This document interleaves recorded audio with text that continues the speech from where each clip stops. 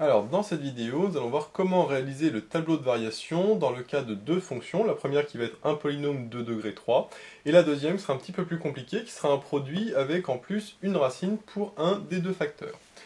Donc, la première étape, quand on cherche le tableau de variation de f de x égale x au cube plus x carré moins x plus 5, la première étape, c'est, pour n'importe quelle fonction, de trouver l'ensemble de définitions et l'ensemble de dérivabilité. Parce que le tableau de variation, on va le faire sur un certain intervalle, qui est l'intervalle de définition, et donc il faut trouver cet intervalle de définition et l'intervalle de dérivabilité pour savoir où est-ce qu'on peut calculer la dérivée. Ici c'est simple dans le cas, puisque f est un polynôme, puisque c'est que des x carré, x cube, x et puis des constantes, il n'y a pas de racine, il n'y a pas d'exponentielle, de cosinus, de ln, etc. Et donc dans ce cas-là, on sait qu'un polynôme est défini et dérivable sur R. Donc on peut dire que f est un polynôme, donc défini et dérivable sur R. Donc ça c'est le cas le plus simple, alors que dans le deuxième cas on verra que c'est plus compliqué. Donc défini et dérivable sur R. Voilà. Une fois qu'on a dit que c'était défini et dérivable sur R, on peut calculer la dérivée f' de x et dire que pour tout x appartenant à R, f' de x égale, et on va calculer la dérivée. Ici on a une somme, x au cube plus x carré moins x plus 5. Chaque terme, on connaît sa dérivée, x au cube, x carré, etc. Et donc, on va tout simplement additionner les dérivées. La dérivée de x au cube, c'est 3x carré. Ensuite, la dérivée de x carré, c'est 2x. La dérivée de x, c'est 1 avec le moins, attention, ça va faire moins 1. Et la dérivée de 5, c'est 0, puisque c'est une constante. Donc ici, la dérivée est très simple, c'est 3x carré plus 2x moins 1. Une fois qu'on a la dérivée, il faut trouver le signe de la dérivée pour pouvoir faire les variations de f, parce qu'on sait que les variations de f vont dépendre du signe de f'. Il faut donc que je fasse le signe de cette expression 3x carré plus 2x moins 1. Cette expression étant un polynôme de degré 2, je sais que pour faire le tableau de signes d'un polynôme de degré 2, il faut que je fasse le discriminant pour trouver les racines. Donc ici on va trouver les racines avec le discriminant, il y a d'autres méthodes, par exemple les racines évidentes, mais ici on va faire avec le discriminant qui est la méthode générale. Le discriminant delta, c'est b carré moins 4ac, petit a c'est 3, petit b c'est 2, petit c c'est moins 1. Le b ici vaut 2, donc 2 au carré ça fait 4, moins 4 fois a qui vaut 3, et c qui vaut moins 1. Donc attention à bien mettre la parenthèse. 4 fois 3 ça fait 12, avec le moins ça fait moins 12, moins 12 fois moins 1 ça fait plus 12, donc ça fait 4 plus 12, et 4 plus 12 ça fait 16. J'ai donc delta qui est égal à 16 qui est strictement positif, et donc j'ai deux racines x1 et x2, x1 qui est égal à moins b sur racine de delta sur 2a, et x2 qui est moins b plus racine de delta sur 2a. Maintenant je calcule, le b on a dit qu'il valait 2, donc moins b ça fait moins 2. Delta ça vaut 16, racine de 16 ça fait 4, donc ça fait moins 4. Le petit a il vaut 3, 2 fois 3 ça fait 6. Donc moins 2 moins 4 ça fait moins 6 sur 6 ça fait moins 1. Maintenant pour x2 c'est pareil mais avec un plus ici, c'est-à-dire moins 2 plus 4 divisé par 6. Moins 2 plus 4 ça fait 2, 2 sur 6 ça fait 1 tiers. Donc j'ai deux racines, x1 qui vaut moins 1 et x2 qui vaut 1 tiers. Pour vérifier, je peux calculer rapidement x1 fois x2 et c sur a, parce que je sais que x1 fois x2 est égal à c sur a. Donc ça c'est juste pour vérifier. Hein. Normalement j'ai x1 fois x2 qui est égal à c sur a. x1 c'est moins 1, x2 c'est 1 tiers. Donc x1 fois x2 ça fait moins 1 tiers. c sur a, le c vaut moins 1, le a vaut 3. Donc ça fait moins 1 sur 3, ça fait aussi moins 1 tiers. Donc j'ai bien l'égalité qui est vérifiée. Ça ne veut pas dire que les racines sont bonnes, mais en tout cas c'est cohérent. Maintenant, une fois que j'ai trouvé les deux racines, je vais pouvoir faire le tableau de signes de f' pour faire le tableau de variation de f. Donc là, je laisse les deux racines ici, et j'ai pas d'autre calcul à faire, puisque f' c'est uniquement le polynôme du second degré. Donc là, je vais pouvoir faire mon tableau de variation. Donc moi, habituellement, je suis toujours un trait vertical, un trait horizontal. Ça ne sert à rien de faire le tour, c'est superflu, on peut le faire par la suite. Mais comme on ne sait pas à l'avance la taille du tableau, moi je préfère faire uniquement les deux traits ici. Ensuite, on a dit que f était défini et dérivable sur R, donc je vais de moins l'infini à plus l'infini. Je ne mets pas plus l'infini tout de suite parce que je ne sais pas le nombre de valeurs que je vais avoir là, donc de base, je ne mets pas, je le mettrai après. Ensuite, ici, je mets mon polynôme f', donc 3x carré plus 2x moins 1. Ici, il n'y a qu'un seul terme, donc du coup, je mets que ça. Bien sûr, si j'avais un produit, une fraction ou autre, comme ça va être le cas pour G, il faut mettre plusieurs termes, mais ici, j'en ai qu'un. Et ensuite, j'ai une ligne pour f' de x et une ligne pour les variations de f. Ensuite, je vais remplir les valeurs ici. Donc là, c'est les valeurs qui annulent mes termes. Alors, j'ai qu'un seul terme qui est 3x carré plus 2x moins 1. Et on a vu que ça s'annulait en moins 1 et en tiers. Bien sûr, on les met du plus petit au plus grand. Moins 1 est plus petit qu'un tiers. Donc je mets moins 1 et après je mets un tiers. Je n'ai pas d'autres valeurs puisque ici j'ai que 3x carré plus 2x moins 1. Donc comme je n'ai pas d'autres valeurs, je peux mettre mon plus l'infini et donc je continue mon tableau. Donc comme on voit, hein, si j'avais mis le plus l'infini ici, il aurait fallu que je serre un peu plus. Donc c'est pour ça que je mets toujours le plus l'infini à la fin, parce que je ne sais pas à l'avance la taille de mon tableau.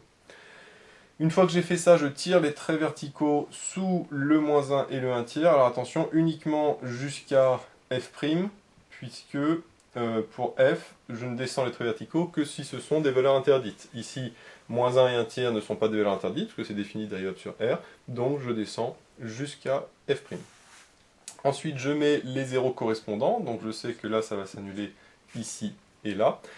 Et je remplis le tableau de signes avec la règle qui est que 1 polynôme de second degré est du signe de a à l'extérieur des racines, c'est-à-dire à gauche du 0 et ici à droite du 0.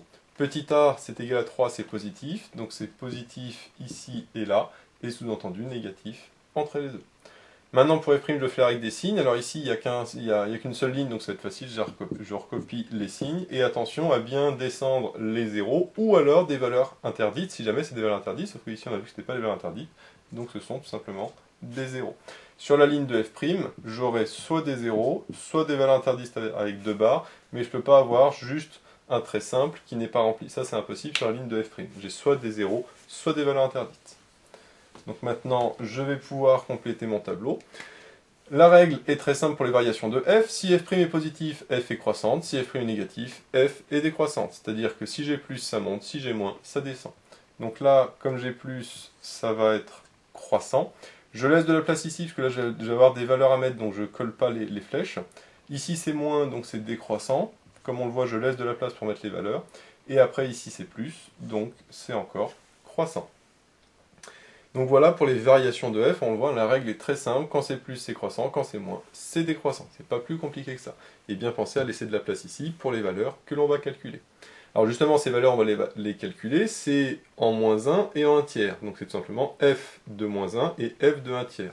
Attention à bien prendre l'expression de f et pas de f', parce que très souvent les élèves prennent l'expression de f' parce que c'est la dernière qu'ils ont écrite. Sauf que, attention, ici c'est la ligne de f, donc c'est f de moins 1 et f de 1 tiers qu'il faut calculer, et non pas f'. Donc le f' maintenant ne sert plus à rien, puisque c'est uniquement f qui va me servir. Donc quand on fait f de moins 1, on remplace le x par moins 1. Moins 1 au cube, ça fait moins 1. Moins 1 au carré, ça fait 1. Moins 1, ça fait plus 1. Et enfin, le plus 5. Donc si je calcule, moins 1 plus 1, ça se simplifie. 1 plus 5, ça fait 6. Donc f de moins 1 égale 6. Donc je peux mettre ici 6. Maintenant, je vais faire pareil pour 1 tiers. F de 1 tiers. Donc là, quand je fais au cube, 1 tiers au cube, ça va faire 1 au cube sur 3 au cube. 3 au cube, ça fait 27. Ensuite, 1 tiers au carré, là par contre, ça fait 1 sur 3 au carré, donc 1 neuvième. Le x vaut 1 tiers, donc ça fait moins 1 tiers. Et enfin ici, plus 5. Maintenant, je vais tout mettre au même dénominateur qui va être 27, parce qu'on voit que 27, c'est 3 fois 9. Donc là, je vais faire x3, donc je vais le faire tout de suite pour gagner de la place. Donc ça va faire 3 sur 27. Là, le 3, par contre, je vais faire x9, parce que 3 fois 9, 27. Donc là, je fais x9, ça fait 27. Donc je fais x9 au numérateur, ça me fait aussi 27. Alors le 5, il faudrait aussi que je mette sur 27, sauf que je vais d'abord simplifier tout ça, et puis après voir ce que ça donne.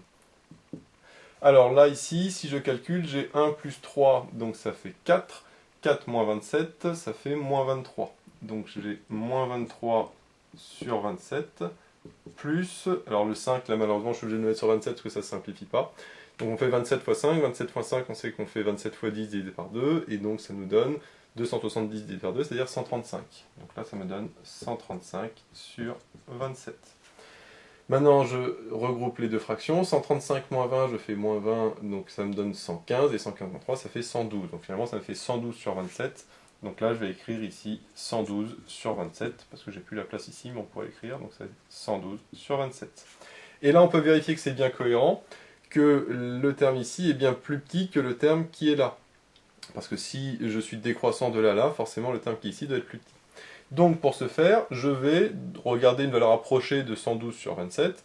Alors 112 sur 27, on sait que c'est à peu près, si on fait 4 fois 27, ça va nous donner 4 fois 20, donc 80, et 7 fois 4, 28, donc ça va donner 80 plus 28, donc 108, donc ça fait à peu près 4. Donc on voit que comme c'est à peu près 4, c'est bien plus petit que 6. Donc ça c'est pour les deux valeurs. Maintenant, il ne faut pas oublier qu'il y a deux valeurs ici, en moins l'infini et en plus l'infini. Donc les valeurs en moins l'infini et en plus l'infini, on va les calculer cette fois-ci avec les limites. Parce qu'on ne peut pas calculer f de plus l'infini et f de moins l'infini, puisque ce sont des limites. Et donc, nous allons calculer la limite de f de x quand x tend vers moins l'infini, ainsi que la limite de f de x quand x tend vers plus l'infini. Ici, si on remplace, on voit que ce sont des valeurs à des formes déterminées, puisque moins l'infini au cube, ça fait moins l'infini au carré, ça fait plus l'infini plus l'infini, ça fait forme indéterminée. Je n'ai même pas besoin de regarder la suite, à partir du moment où le début est une forme déterminée, la suite sera également une forme indéterminée. Donc là, on va utiliser une propriété qui est le théorème du plus haut degré, et qui nous permet de dire que, en plus l'infini ou en moins l'infini, la limite d'un polynôme est égale à la limite de son terme de plus haut degré. C'est-à-dire que ici, le terme du plus haut degré, c'est x au cube, sa plus grande puissance, parce que x carré, x puissance 1, ou ici x puissance 0, c'est plus petit que 3. Donc, la limite de f de x, c'est égal à uniquement la limite quand x tend vers moins l'infini du plus petit, de la plus petite puissance, c'est-à-dire de la plus grande puissance, pardon, qui est x au cube. Donc ça, c'est le théorème du plus haut degré. Or, x au cube en moins l'infini au cube, ça fait moins l'infini, donc là, j'ai moins l'infini. Donc en f, la limite est moins l'infini, donc ici j'ai moins l'infini, et donc c'est bien cohérent, puisque je pars de moins l'infini, je vais jusqu'à plus 6. Si par contre j'avais eu plus l'infini, là c'est pas du tout cohérent, parce que partir de plus l'infini et monter à 6, ça n'a strictement rien de cohérent. Je pars toujours de quelque chose qui est plus petit pour monter. À l'inverse, hein, ici, forcément, ce que je vais trouver là devra être plus grand que ce que j'ai ici. Et donc de la même manière, on peut aussi appliquer le théorème du plus degré en plus l'infini, et donc la limite de f en plus l'infini, c'est égal à la limite de x au cube en plus l'infini.